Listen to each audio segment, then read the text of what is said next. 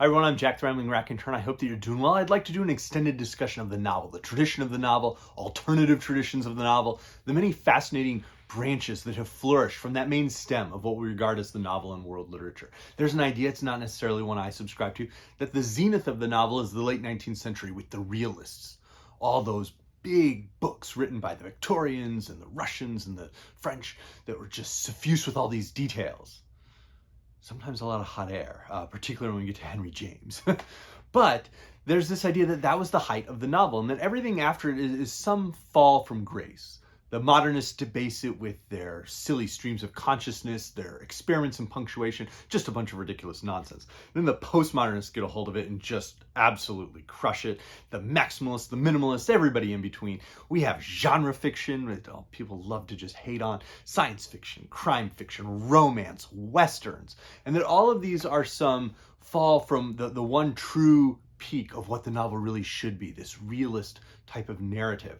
And that's an idea that's been reinforced quite a bit, but it's not necessarily accurate. And so a good portion of some of my ideas came from reading Stephen Moore's The Novel, An Alternative History, Beginnings to 1600. The whole part of the point of which is that by 1600, we still haven't even hit Don Quixote at this point. And so a work that's often cited as like the first novel, the first modern novel, is antedated by numerous works, thousands of years of world literature in which people are creating works that are like the novel. And more quotes Susan Sontag, who notes, "The long prose fiction called the novel, for want of a better name, has yet to shake off the mandate of its own normality as promulgated by in the 19th century. To tell a story peopled by characters whose opinions and destinies are those of ordinary, so-called real life. Narratives that deviate from this artificial norm and tell other kinds of stories, or appear not to tell much of a story at all, draw on traditions that are more venerable than those of the 19th century, but still to this day seem innovative or ultra-literary or bizarre." And yes, they can be bizarre, but they can also be great fun. There are ways that people are pushing at the limits of what it means to be human and to try and capture the human experience and capture different facets of human consciousness, just like the modernists and postmodernists and maximalists and minimalists are trying to do that. And the ways that numerous genre writers use their genres to explore and question ideas within human society, in their current society. So it's fascinating. Moore also provides a nice loose definition of the novel. He notes, from Italo Calvino, someone who loved to push at the boundary of what the novel should be, "Novel is a prose composition longer than a short story, either fictitious in content or in its treatment of historical events, worked out with an eye toward a strategy of effects." And that's a nice, loose, easy definition to roll with, because the novel doesn't have to be realist. And as I was reading Moore's work, I started noticing that, wait a second, I've read 1 or 2 or 20 of these books he's mentioning, and they're great fun. And lots of them are very interesting, strange works that feel like they're outside of the tradition of the novel, and yet predate that tradition of what the novel is supposed to be, and allow us to just, again, expand that trunk of the novel into a real full tree within world literature. So I wanted to just share numerous works. I've got about 20, as I mentioned here, and I'm going to try and break it up into the same sections that Moore was using, sort of geographical sections, to just reveal how global the concept of the novel is, and share what I enjoyed about the different works, and try to point to maybe what makes it this interesting experiment within the novel, or a modern work that could be a reference, because many of these are widely available and great fun to read. So we kick off, of course, with the Egyptians and the Mesopotamians. And I had never realized the number of small Egyptian sort of short stories, novella-length fictions that had existed, but I certainly was familiar with Atrahasis and the Epic of Gilgamesh from ancient Mesopotamia. And those as works, it's fascinating to start to see right away how humans, as soon as we hit recorded history, humans are already trying to grapple with this idea that, yes, there could be legendary figures who are maybe a little bit too old, or too strong, or too heroic, or too wise, often for their own good, and yet they still can start to feel human, that they're passing down these stories. And we see that in Atrahasis, we see that in Gilgamesh in particular. And while it's a work that perhaps is not quite as thrilling as what we might come to expect from later novels and later fictions, it's certainly a fascinating work to explore. And then Moore goes into numerous concepts around the Greek novelists. And I had read a couple of those. For example, the Cyropedia from Xenophon. And that's an example of a fictional biography. So a biography of a historical personage that is embellished in some way, sometimes just flat out made up. Herodotus excelled at that and dropped them into actual histories within the histories.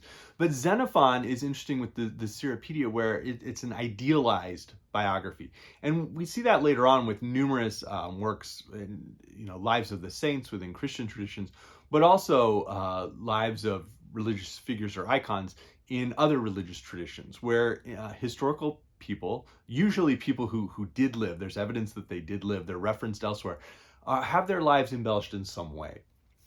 But it's interesting to note that from, those sort of legendary biographies like Gilgamesh or Atrahasis to embellished biographies that we start to see, we then get real actual like novels, like fictions that seem to tell stories that again are somewhat realistic.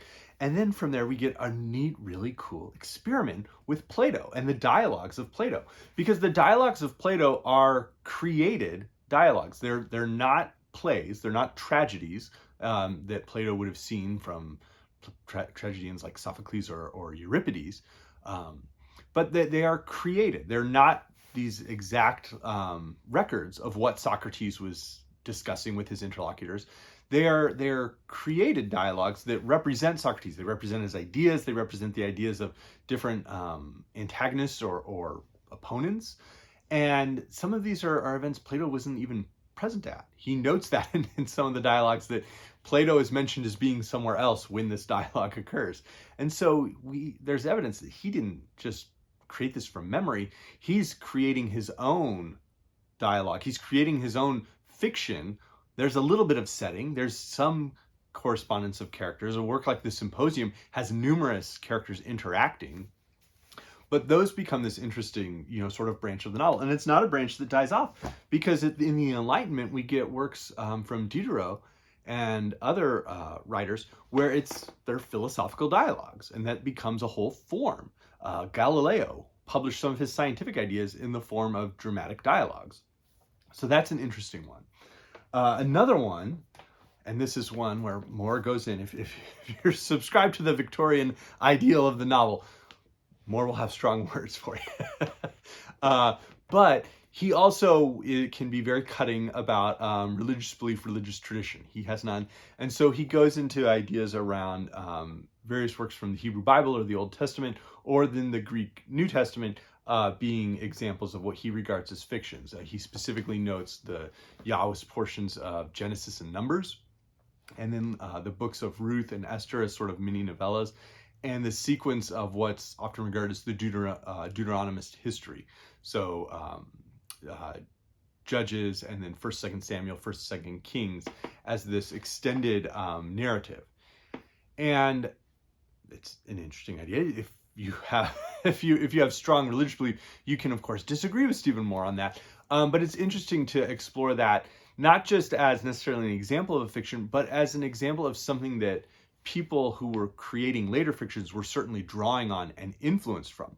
And then he notes as well then the Gospels and then Acts, the Acts of the Apostles, as what he regards as the Christian examples within that narrative. But after the Greeks, we get to rock and roll, because we get to the Romans, and they knew how to do that. And so one of the works that I read and that I absolutely enjoy is the Satyricon of Petronius. We only have a very small fraction of what that work seems to have been. And what we have is wild. It is absolutely bonkers. In terms of references, this is, to a large degree, a maximalist work. And it's like something out of the 1980s. It's just wild. It's all over the place. The events that are transpiring are not supernatural, really. They're regular people who just happen to be able to go and party with the wildest partiers in the Roman Empire. Petronius seems to have known Nero. It's written during sort of that period of the early Roman Empire, when Nero, as the last of the Julio-Claudians, is in power and just creating horrifying messes everywhere. But this was a wild work. I read it when I was 18, and I couldn't believe that this was something that had been written 2,000 years earlier, because it really did feel so modern in its sensibilities. The Trimalchio's feast within it, the character of Trimalchio, the excess of wealth, the just nonstop excess within this work, was a huge influence on later writers. Trimalchio as sort of cast this shadowy influence over The Great Gatsby, which Fitzgerald at one point had wanted to reference even within the title. And the idea that the excesses of wealth within the 1920s and the Jazz Age reflected what Petronius had been pushing at. But the Satyricon can be great fun. And it's a short work. It's one that you could probably read in a single day or a weekend. Another one who comes in for some fun would be Lucian of Samosata, the great satirist. Someone else who created dialogues, sort of within the tradition of Plato, but playing with them, having a lot of fun, dialogues of the dead, in which various characters go down to Hades and make smart aleck remarks to ghosts and like decrepit, decaying corpses and stuff. But one of the works that's in here is an early science fiction story that's satire, a true story that's very obviously not a true story. I did a video on this, I believe in January. I'll link that in the description box, along with any videos on any of these other works that I've done. But Lucian can be great fun. And then sort of the last of the major Roman ones that I had read was, of course, the great Golden Ass, or the Metamorphoses of Apuleius. This is a wild book. Again, this is one that does veer towards what we regard as the supernatural or magical realism. But it's important to note that within when we use terms like magical realism, that's very much a 20th century, 21st century sort of patronizing view of what may have been, or may be in the present tense, the very real religious beliefs and traditions of individuals, that their ideas that they subscribe to and believe. And so with Apuleius, I don't think Lucian is poking fun at every religious tradition he possibly can. Apuleius seems to really be all in on this, and that gives the work a different power. It's fascinating, it's strange and wonderful, and it's very funny. And I would just like to note that, as I'd mentioned, that those are works I had read. I read those when I was younger, because I found this book, Prometheans, Ancient and Modern, from Burton Roscoe. I believe it's from the 1930s. The dust jacket is just an absolute mess. But within this, he noted a whole group of writers who he believed sort of lit fire to the world. And among that group are the writer of the Gospel of Mark, Petronius, Lucian, Apuleius, and then Aretino, who we'll get to in a minute. So this whole, everybody who was pre-1600 within this book was somebody who then is referenced in Stephen Moore's The Novel. As we get out of the Roman Empire, we get into the Middle Ages, and there's also in Europe, and we'll move east shortly. But before we do, we get the Middle Ages and the Renaissance. And so with the Middle Ages, we get one of the great traditions of something that really does start to feel closer to what we think of as a novel proper. And that would be the Icelandic sagas, including the Saga of the Volsungs, or the Volsunga. And this is a fascinating one because it really bridges the two traditions. So the Saga of the Volsungs, the historical events that they reference occur with Attila the Hun in the 5th century of the Common Era. And so this is right at the end of the Roman Empire, and then centuries later, it was actually written down and compiled in the form that we have it now. But these are stories, histories, poems that have been passed down for centuries through oral tradition or some other means of writing to ultimately become one of the sagas. And so that's fascinating in its own right as sort of this bridge piece. But there are numerous other Icelandic sagas.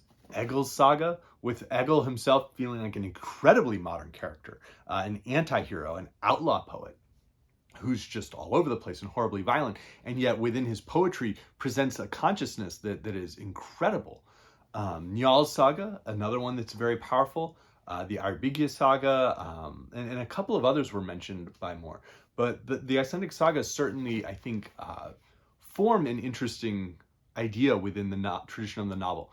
If you're a fan of Ernest Hemingway's works, you might enjoy the sagas because they are minimal. We don't know what color of clothes anybody wore. We don't know necessarily how the food tasted.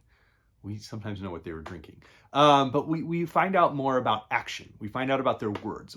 Those are the attributes of the characters, the historical personages that are important to the creators of the sagas. And so that's what's valued. We learn their poetry. We have some details around different traditions that they have. And then the one branch that is very different from the minimalist aspect that characterizes the Icelandic sagas are the ways that numerous place names are identified. So there are these etiologies that are noted, and etymologies that are noted for all of Iceland and various other parts of Norway, even parts of northern England, and that are quite interesting. Another part of that tradition would be the Irish sagas, like the Don, the Great Cattle Raid of Cooley. And I did a video on this back in December. This is a great and interesting work.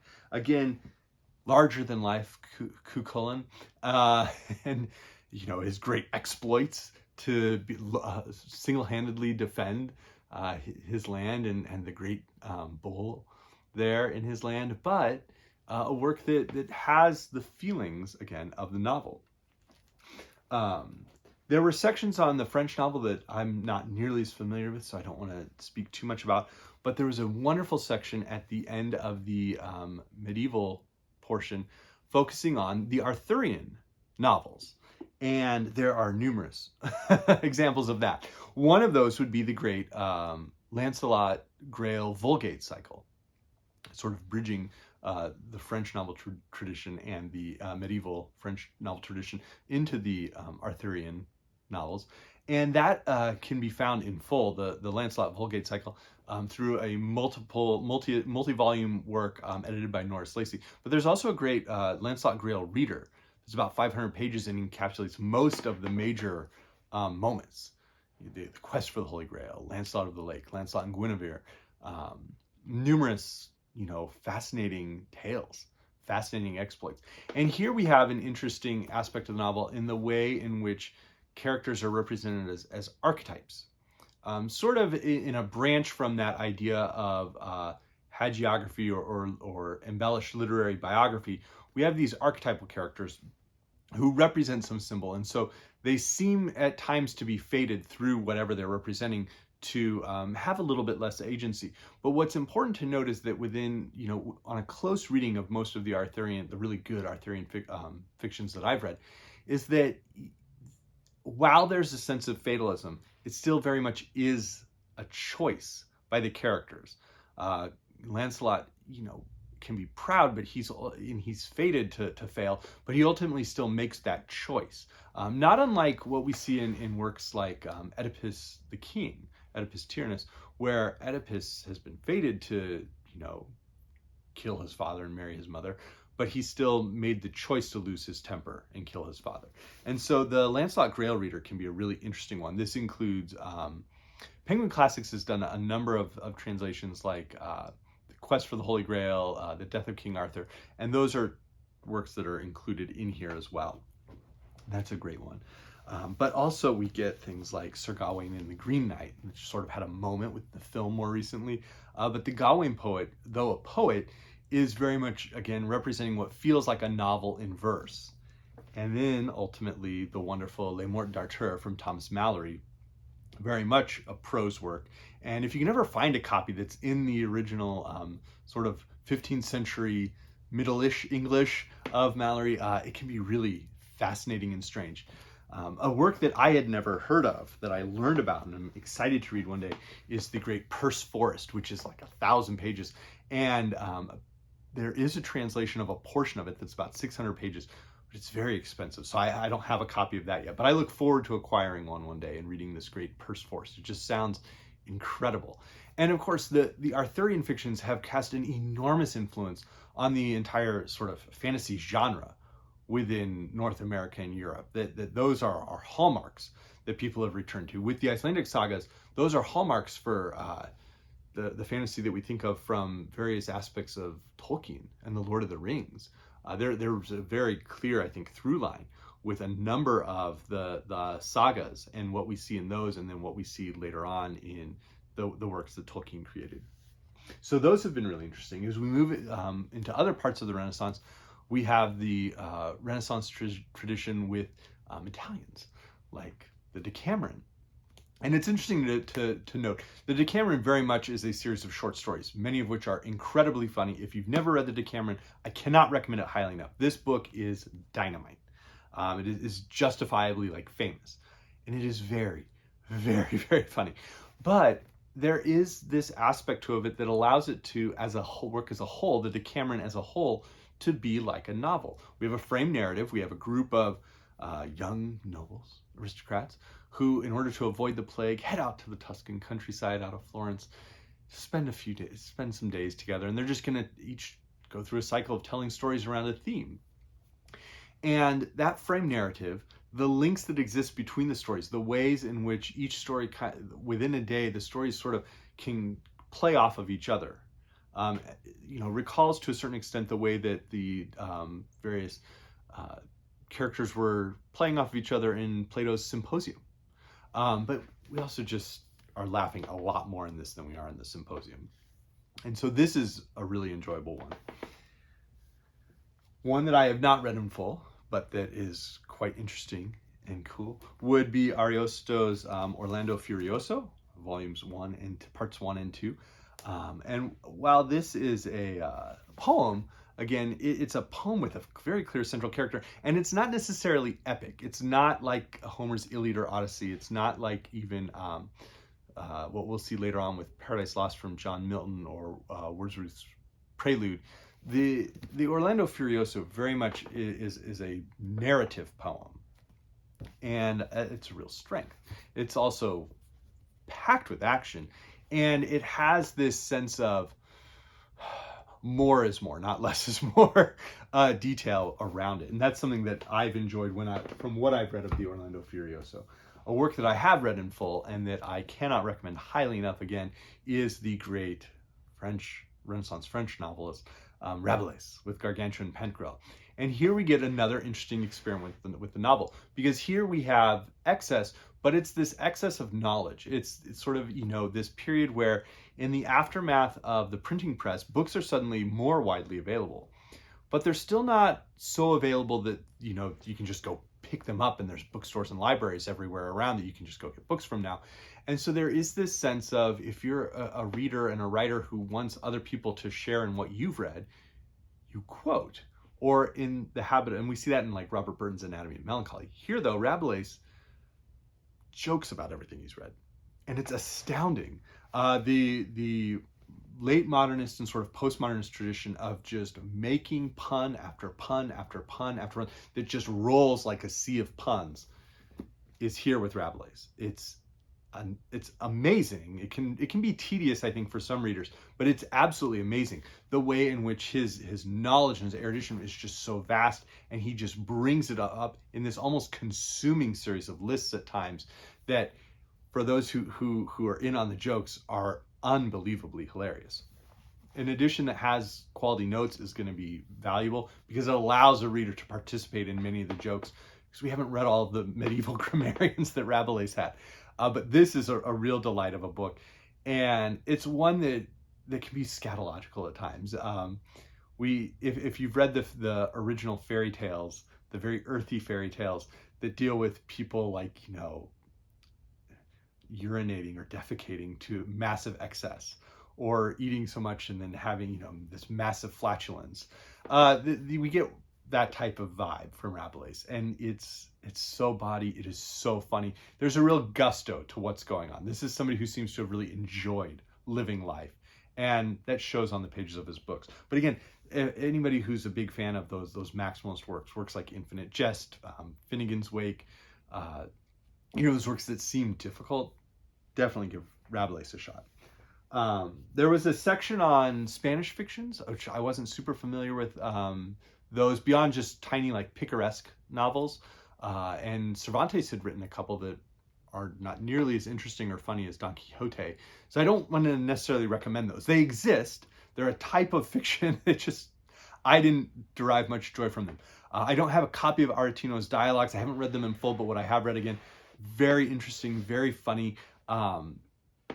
they're in that dialogue form that we saw with Plato, that we'll see later on within the Enlightenment. But these dialogues are significantly funnier than anything we find in Plato, anything that we'll find in Diderot, Voltaire, any of the even Oscar Wilde would later write dialogues. So from there, we then move and start to, the world of the novel expands. Now, it should be noted that Moore, thankfully, does have a section on what was happening with the tradition of the novel in the Americas. And one of the real sad parts is there's very small but very clear evidence that the Native Americans had not novels. They had traditions. They weren't always necessarily written down. There's one really fascinating one where he talks about how they one culture used knots basically to create their sort of written form of language, but that in the massive genocide that occurred in the genocide of humans, they were also very intentional, the conquistadors, around destroying any form of physical media or physical text that the Aztecs, the Inca, that numerous other civilizations had, and that with all of those being burned or destroyed, it would be very hard to recapture any of those. But we do have one that I actually mentioned that I'm familiar with from, and I mentioned it in, I believe, the Penguin Classics video when I was asked like what other Penguin Classics should be printed, and I mentioned Lord Eight Deer, which Moore brought up, and that's an example of an early one from Central America. But he then moves over into Asia. And so we get Arabic works like the Tales from the Thousand and One Nights. I would not recommend reading the comprehensive Tales from the Thousand and One Nights. Many of them are later interpolations. Some of them are just sort of were added over centuries at times to build up to the Thousand and One Nights. But the really good ones are really, really good. Aladdin is an extended novella, really. The Voyages of Sinbad, and numerous other works that there are works within the Thousand and One Nights that are sort of their own sort of miniature novels, and that do feel that way. Sinbad, I think, could fit right in with some of the Icelandic sagas to a certain extent. The sensibilities are different, but that sense of narrative, that sense of life, that sense of development, that we have characters who are starting to develop across the course of these longer novel-like forms, is very critical. Because that character development is something that I think we think of as very modern, and yet it exists in numerous of these other works. But the Tales from Thousand and One Nights are excellent. There's also, again, a frame narrative of Scheherazade telling the tales and sort of ending them each night. And so it could exist as a novel. It's certainly prose at this point. And these often formed the sort of kernels of numerous works that we're familiar with. There's references between Chaucer's Canterbury Tales and the Tales of the Thousand and One Nights. Othello has a sort of seed within one of the Thousand and One Nights to form the key idea around Othello. So that was a really interesting one. Other works would include Persian works like Gurgani's Visan Ramin. This is one that I have recently acquired. I'm looking forward to reading it probably in the next 2 months. But this is an incredible Persian work that acts as the seed tale of Tristan and Isolde. So across trade routes, this story was carried from Persia all the way over, ultimately to medieval France, where it was put down along with other Arthurian tales. And that's incredible. And so I'm really excited to read this one. Layli and Majnun, which is famous, of course, for Eric Clapton's, or Derek and the Dominoes' Layla. And another one would be one that just barely comes in for a mention, would be Ferdowsi's Shahnameh. This is fast becoming one of my favorite books I've ever read. The way that we have a numerous, like, multi-generational accounting of the kings of Persia, and many times they're warriors, they're top generals, but we get this beautiful sense of personality, of development, that it's not, these aren't people who are just fated to make a certain choice, but that they have the agency to make that choice even if they were fated to make it. And this book is just absolutely fascinating and a real joy. Part of what sold me on Vis and Ramin is that it shares a translator with the Shahnameh. So that was exciting. Another one that I was totally unfamiliar with is Nizami's Haf Pekar, and this is a romance. This is from a part of northern Persia that we would now consider modern Azerbaijan. And so this is one that I don't think it has a cultural touchstone across the rest of the world the way that Vis and Ramin sort of served as the foundation of Tristan and Isolde, or that Layli and Majnun served as, you know, a very popular song from the 1970s. But it sounds absolutely fascinating. The detail, the symbolism that are present in it make it seem like a work that I'm certainly going to be very interested to read and enjoy. I had forgotten to mention that as we closed out Europe, there were Renaissance English fictions that were noted. Among those works like Philip Sidney's Arcadia, various works from Robert Greene, who was a near contemporary of Shakespeare, Thomas Nash's Unknown Traveler. And so those are works that are interesting. They're strange. They're very strange at times. They can be allegorical. And they are part of that period where people are experimenting with the English language. Words can be invented. Portmanteaus are invented. Loan words are taken from other languages and cultures. And so there's this explosion of language that can be really wonderful.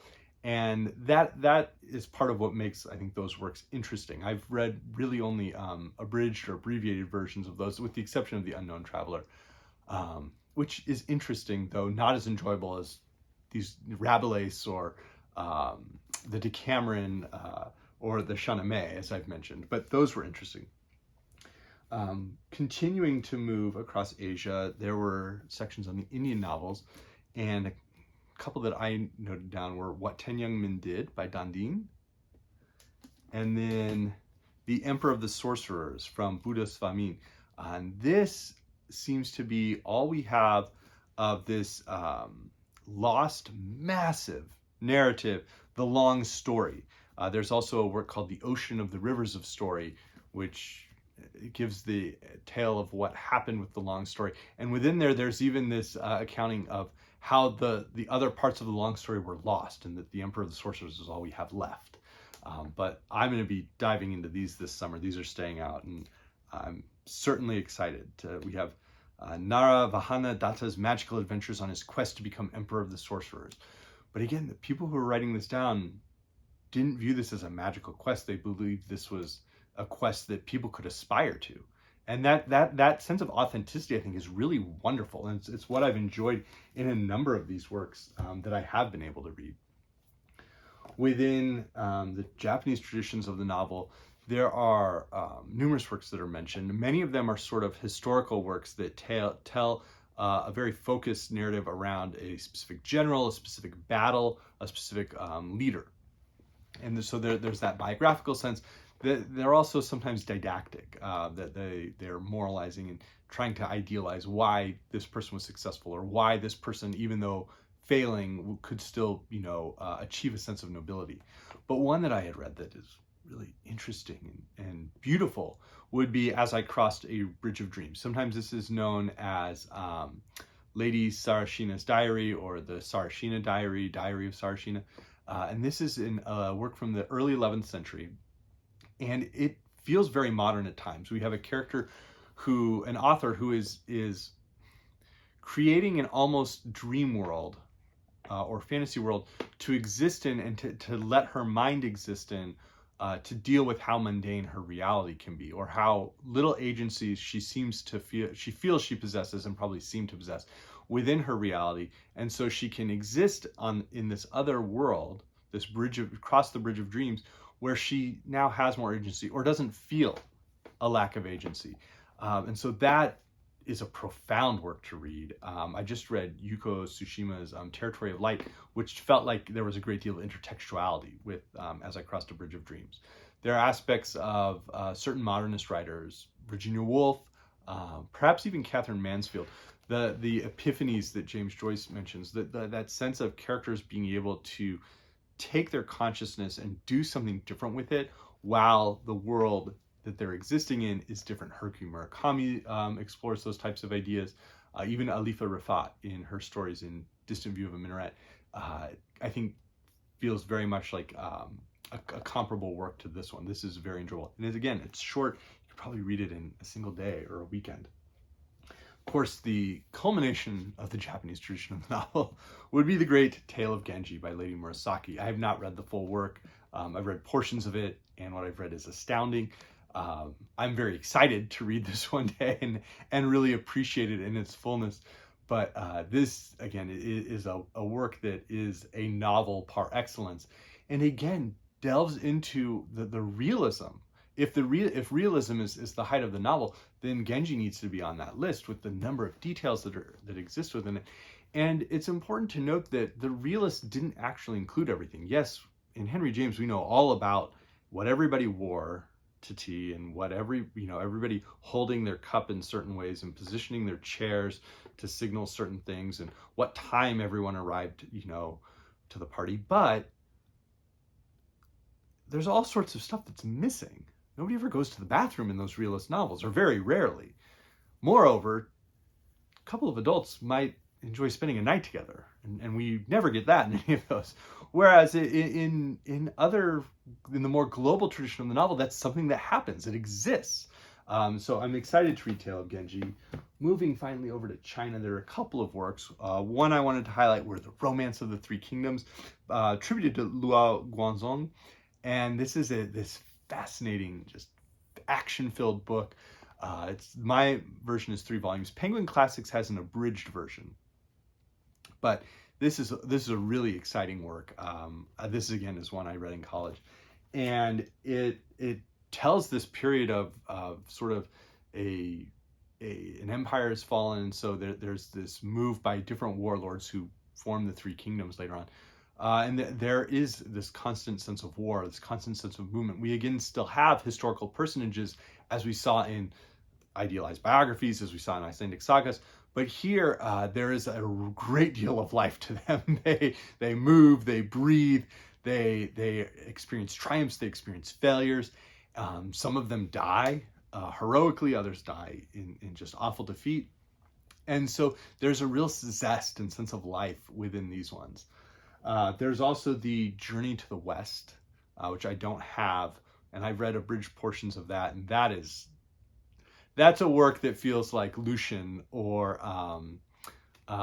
some of the Rabelais getting a hold of some works there in Asia and wanting to have some fun. The Journey to the West involves a monkey. The Ramayana involves we have tales of warrior monkeys as well. But within Journey to the West, the monkey plays a critical part. And it's quite fun. But the last work I want to mention is one that I'm super excited to read. I've acquired 4 of the 5 volumes. And that is The Plum in the Golden Vase, or the Qingping Mei. And this is from a writer an anonymous writer known only as the Scoffing Scholar. Great term. If I wasn't Rambling Raconteur, I would want to be Scoffing Scholar. That is a dynamite name. But this work sounds incredible. It's like Proust at times. It's Balzac's massive corpus of novels, Zola's massive corpus of novels, except funny and strange and elegiac and wonderful. And again, filling in all of those other details. The idea that people who love each other might spend the night together. That we're getting privy to the details that we think of as very modern within novels, but again, existed hundreds of years before those modernist novels. So I'll be certainly looking forward to reading these. 2 other works I wanted to highlight very briefly. One would be a Spanish novel from the late 20th century, Larva, A Midsummer Night's Babel, by Julian Rios, a Spanish author that seems to be the Spanish Finnegan's Wake. And so Stephen Moore had helped get this published by Dalkey Archive. So I'm excited to read this.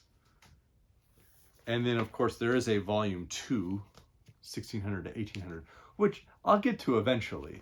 But these were works that, as I mentioned, I'd read a number of these, and I just wanted to share these because they can be really fascinating. They can be interesting. They can be a lot of fun to read.